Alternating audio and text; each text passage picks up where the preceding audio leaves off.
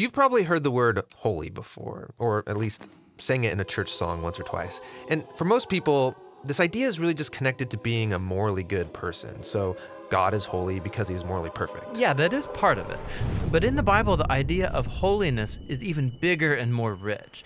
What it's really describing is how God is the creative force behind the whole universe. He's the one and only being with the power to make a world full of such beauty and life.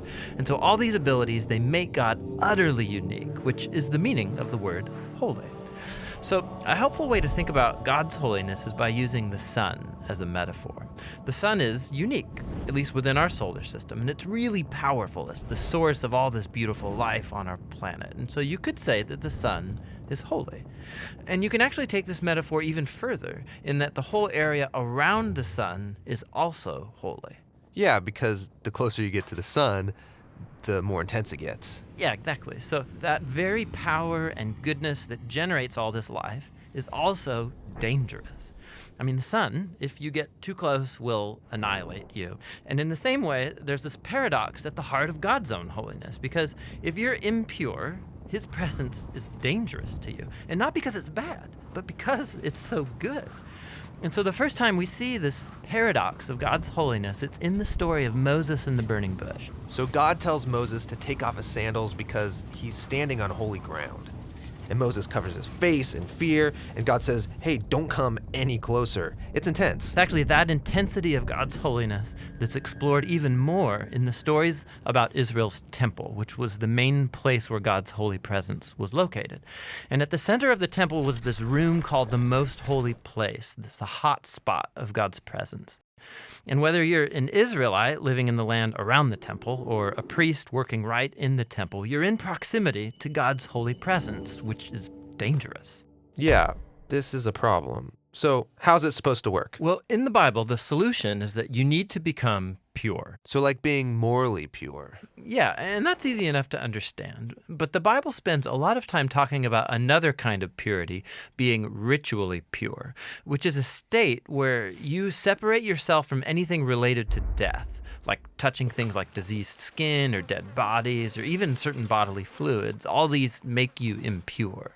And becoming ritually impure isn't necessarily sinful. What's wrong is waltzing into God's presence when you're in an impure state. And so that's why God gave the Israelites very clear instructions for knowing when they were impure, steps to become pure, so that they could go into the temple again. So that's what the book of Leviticus is about. Right.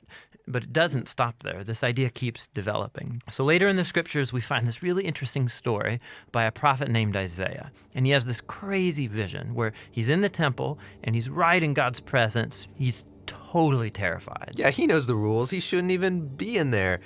And he's worried about being destroyed. And then this crazy creature called a seraphim. Yeah, that is a crazy creature. Totally. So it flies over with a hot coal, and then it sears Isaiah's lips with the coal and says something really weird. Your guilt is taken away, and your sin is atoned for. So this burning coal somehow makes Isaiah pure. Yeah, it's remarkable because normally if you touch something impure, it transfers its impurity to you. But now here's this new idea where you have this coal, this very holy and pure object, and it touches Isaiah, and it transfers its purity to him. Isaiah is not destroyed by God's holiness. He's transformed by it. I mean, the implications of this are just huge. But there's one more development. This time from another prophet, Ezekiel. And he has this vision where he's standing at the temple and he sees water trickling out from it. And then that water turns into a stream, and then it grows into a deep river that starts flowing through the desert, leaving this trail of green trees behind it. And then it flows into the Dead Sea, making everything fresh and alive. So instead of becoming pure first and then going into the temple, here God's holiness comes out from the temple, making things pure and bringing them to life. What does it all mean? So we don't know until we meet this man, Jesus. And he claims that he's fulfilling all of these ancient visions, but in surprising new ways.